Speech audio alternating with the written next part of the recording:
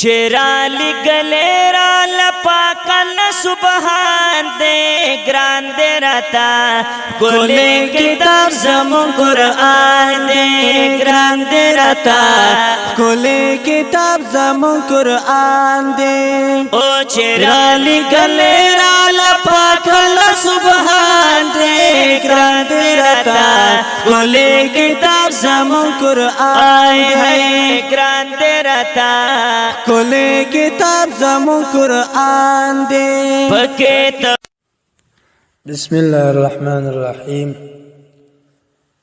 لمكتبة الإمام محمد زاهد الكوثري رحمه الله دي علماء وبحضورك أو بخدمت دي علم مصطلح الحديث أو دي علم أصول الحديث أو يا علم الحديث دراية دي دغه دي أسباق وباقاعدة ترتيب شروع كي إن شاء الله علم المصطلح يا مصطلح الحديث دا عبارة ليوتو علم وعلم الإسناد علم تاريخ الرواة والرجال سيدي دي پیدایش بكم تين كي سويدا أو وفاتي بكم وخي سويدا أو علم نقد الرواة وبيان حالهم سوك مجروح دا أو سوك معدل دا أو بل علم دا صبر متن الحديث ومعناه صفة متن دي حديث التي خفستا أو كنست أو علم الجرح والتعديل دي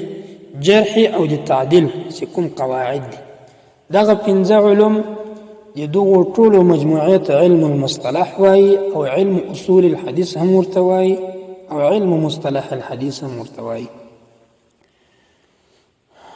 لکه څنګه چې مخکې تر تدوین دي حدیثو علم حدیث دا دي علماء په سینو کې محفوظ الله جل جلاله دي خلق ولا غ تغییر او دي لا تبديل چي لا دس او لا تزویر چي دي خلق ولا غ فریب او لا دوکي چي دا ساتلیو دا رقم دي دغه علم المصطلح مسائل هم دي علماء په سینو کې محفوظ ځکه دي دغه علم په ذریعہ سره حفظ دي حدیثو هغه حفاظت دي حدیثو په دغه علم سره کول کی نو که علم حدیث مخکې تر تدوین هغه محفوظ په صدورو کې وو دغه علم مسائل هم د علماو په سینو کې ورسره محفوظ وي البته مستقل دغه علم هغه بنیاد خو ول سوی ده نو هغه امام علي بن المديني رحمه الله چې سن یوسل یوش په ته کې پیدا سوی ده او په 204 د هجری کې وفات سوی ده هغه دغه اول وحجع بلل کیږي لدي وجه أول واجع إمام علي بن المديني رحمه الله بللكي إمام حاكم رحمه الله بمعرفة علوم الحديث كي فصفد أويا باندي ويو أويا باندي إمام علي بن المديني رحمه الله تصانيف را نقل كري دي سيهاغة تصانيف مستقل دي علم المصطلح جنو مباحث وباندي دكريو فدا طول صفك دا دي تصانيف را نقل كري دي فآخر كي واي چې دغه تصانیف چې دا ذکر کړي دي په دغه باندې ما اختصار وکړو ليستدل به على تبحره وتقدمه وكماله چې له دغه مصنفاتو چې د امام علي بن المديني رحمه الله په تبحر علمي د علم الحديث او په هغه تقدم د دغه علم چې دا په دغه علم کې د علم الحديث د علم مصطلح الحديث تر ټولو مقدم ده او د یو کامل انسان په دغه علم کې دا رقم امام خطیب بغدادي رحمه الله په خپل کتاب کې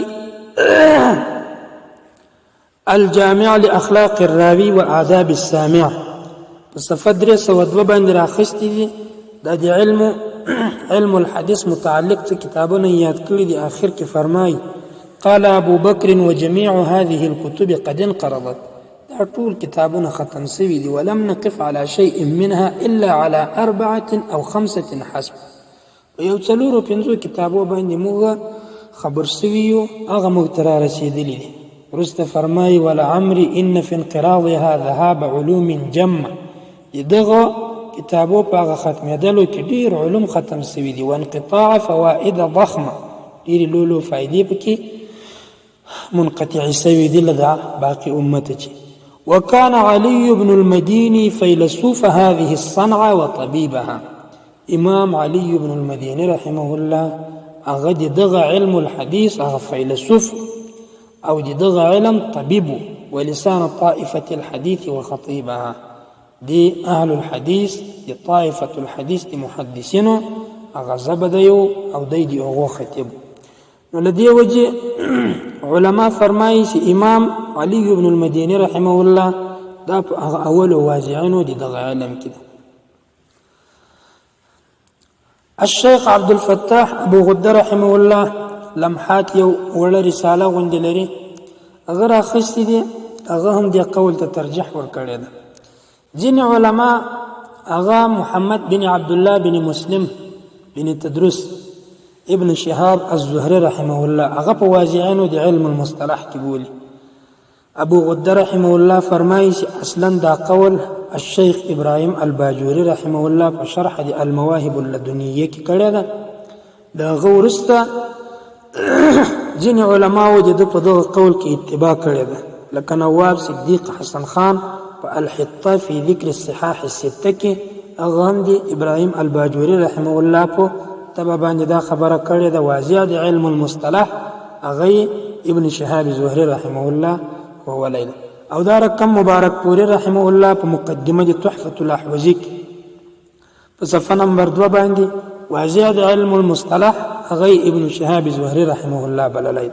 او دا رقم دکتور نور الدین عطر رحمه الله دا اوس کې وفات شوی د منهج النقد في علوم الحديث یو ډیر بهترین کتاب. هغه هم ابراهيم باجوري رحمه الله تبع باندې ابن شهاب زهري رحمه الله هو ولي. اصل دې ته مغالطه لدې سوی ده. الته ابراهيم باجوري رحمه الله ویلي دي دغه علم الحديث درایه دغه بحث په اخر کې ویلي دي چې وواضعه ابن شهاب الزهري في خلافة عمر بن عبد العزيز بأمره. دغه علم واضع هغه ابن شهاب الزهري رحمه الله ده د عمر بن عبد العزيز رحمه الله په خلافت کې دغه په امر باندې د علم جوړ کړی ده او د دې وضع یې کړی ده. وقد امر اتباعه بعد فناء العلماء العارفين بالحديث بجمعه ولولاه لضاع الحديث وهو علم الحديث درايه. ده صرف دمره ویلي وبهر حال التسي کله بخاري شریف سړی راوړی باب كيف يقبض العلم. امام بخاري رحمه الله هغه خبر راخسته ده چې عمر بن عبد العزيز رحمه الله ابن شهاب زهري رحمه الله او یا ابو بکر رحمه الله دی هغه زمانه یو غټ عالم هغه ته امر وکړ چې تاسو دغه علم راجمه کوي علم الحديث هغه د تدوین حدیث واضعین دي هغه د علم المصطلح واضعین نه دي. بهرحال صحیح خبره ده چې امام علي بن المديني رحمه الله دا په اول واضعینو دغه علم المصطلح کې. ځینې علما وایي چې امام شافعي رحمه الله په واضعینو دغه علم کې ده. د دې وجه امام شافعي رحمه الله په خپل کتاب کې الرساله الته چې داسې دغه راخستې دي مسائل د علم مصطلح الحديث ته اشاره کړې ده لکه د مدلس روایت قبول او کنه ده قبول او دا رقم د مرسل بحث یې چړلې ده. د مرسل بحث د امام شافعي رحمه الله د الرساله هغه هم ډیر مشهور ده. دا رقم حدیث حسن اصطلاح د استعمال کړی ده. د څه مسائل امام شافعي رحمه الله ذکر کړي. امام شافعي رحمه الله په صفه او سنه یو نیم سل کې پیدا شوی ده په 204 هجری کې د وفات شوی ده. ځینې علما وایي چې په اول واضعینو د علم المصطلح کې هغه امام شافعي رحمه الله ده. بهرحال ډیر تصانیف هغه علي بن المديني رحمه الله کړي دي. امام حاکم رحمه الله چې په دا ټوله صفه کې هغه تصانیف ته درا نقل کړي. علي بن مديني رحمه الله په یو بحث د علم المصطلح باندې هغه کار کړی ده او کتابونه باقاعده باندې لیکلي. لدې دواړو ورسته ل امام شافعي رحمه الله او ل امام علي بن المديني رحمه الله راورسته نور علماء هم په خپل تصانیفو کې د علم المصطلح جای په جای باندې هغه مسائل ذکر کړي دي. لکه امام بخاري رحمه الله هغه په خپل کتابو کې د تاریخ الکبیر او التاریخ الصغیر او دا رقم د په خپل صحیح کې څه مسائل د علم المصطلح ذکر کړي دي. امام ترمذی رحمه الله په خپل جامع کې مصطلح چې کوم څه اصطلاحات یې هغه ذکر کړي دي او په آخر کې هغه کتاب العلل چې لیکلی ده هلته بالکل هغه د حسن اصطلاح د ده په نیز باندې چې کومه اصطلاح د حسن د هغه واضحه کړې ده او داسې نور څه مسائل د علم المصطلح واضح کړي دي. امام مسلم رحمه الله د خپل صحیح په سر کې یو مقدمه لګولې ده، ډیره یو مفیده مقدمه ده.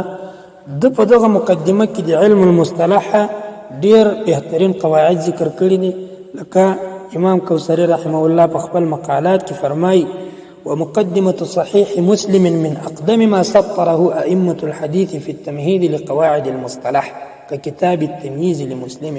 مقدمه دي صحيح امام مسلم رحمه الله دا پاغه اولنو کتابو کې دی هغه ائمه الحديث ده چې محدثینو هغه دي قواعد د مصطلح الحديث لپاره لیکلي دي. نو دا پوغه کې هغه بالکل په هغه اقدمو کتابو کې ده، په اولنو کتابو کې ده. او دا رقم لکه کتاب التمييز د امام مسلم رحمه الله هغه چې په هغه مختنو کتابو کې ده دغه علم. دا رقم امام احمد بن حنبل رحمه الله هغه کتابونه ولیکل. امام ابو زرعه، امام ابو حاتم رحمه الله زوی ابن ابي حاتم رحمه الله د خپل پلار هغه اقوال لا جمع کو، هغه جرحي او یا تعديلي اقوال، تجريحي او تعديلي اقوال، مستقل کتاب یې جوړ کو. بهر حال دغه علماو اقوال لا جمع کېدل او په علم المصطلح باندې په جنو مباحث باندې دې هغه اقوال را نقل کول په هغه خپل کتابو کې لیکل. امام ابو داود رحمه الله یو وړه رساله د خپل سنن ابي داود په باره کې لیکل د رساله الى اهل مکه، په دې کې یو څه مباحث دي علم المصطلح چیړلې. په 4مه هجری کې یو ډیر لوی محدث ابو محمد الحسن بن عبد الرحمن بن خلاد الفارسي الرامه هرمزي رحمه الله سدا په 215 کې پیدا شوی ده او په 300 کې د وفات شوی ده. دغه اولا کتاب د کتاب ولیکو سدا مستقل تصنیف په دغه علم المصطلح کې او په دې کې مسائل د علم اصول الحديث سره راجمع کړل. دغه کتاب نوم د المحدث الفاصل بين الراوي والواعي. سکله د المحدث الفاصل کتاب دی علامه رامه هرمزي رحمه الله ولیکل سو. دغه ورسته بیا نور علما وهم په دغه کې تصانیف پسې وکړو او متعدد تالیفات په دغه علم کې پسې وسو. حافظ ابن حجر رحمه الله په نزهه کې راخستی دی دغه ورسته ما لا يسع المحدث جهله ابو حفص الميانشي رحمه الله يا الميانجي هغه بیا ذلك لید. الشيخ عبد الفتاح ابو غده رحمه الله ظفر الاماني کې د لکنوي رحمه الله په هغه باندې د تعلیق د الته په دغه کتاب باندې ډیره جرح کړی. هغه وايي حقیقت دا د سړی دا کتاب وګوري ما يسع المحدث جهله دي دغه نن پکارو، ما لا يسع المحدث جهله نو پکار. بهرحال لدغه رامه هرمزي رحمه الله ورسته بیا د ابو حفص الميانشي خپل کتاب لیکلی دی. دغه بعد نور علماو پسې لیکلي دي. امام حاکم رحمه الله لیکلي دي او دا رقم حافظ ابن صلاح رحمه الله سرالی هغه مستقل دغه کتاب کې ولیکو چې مشهور ده په مقدمه ابن صلاح باندې. او دغه بیا مختلف مختصرات پسې پیدا سو، منظومي پسې پیدا سولې. ډیرو علماو د دې منظومي ولیکلې، ډیرو علماو په دې باندې نکت ولیکل لکه حافظ ابن حجر رحمه الله، امام عراقي، زرکشي، دغه ټولو په دغه باندې نکت لیکلی ده. بهرحال د مقدمه ابن صلاح ډیر خدمت وشو تر هغه پورې. دا مقدمه ابن صلاح دا مشهور چې کله حافظ ابن حجر رحمه الله نخبه الفکر ولیکو، لغه ورسته بیا بنیادی حیثیت علم المصطلح کې دا نخبه الفکر او د شرح نزهه النظر ته حاصل شو. نزهه النظر او نخبه الفکر دا په علم المصطلح کې بنیادی کتابونه دي. نورم د ډیرو غټو علما او ډیر خدمات په دې باره کې ان شاء الله په کتابو دغه مصطلح الحديث بیا تفصیلی او بل دغه هم کوو. نن ان شاء الله دغه کافی ده.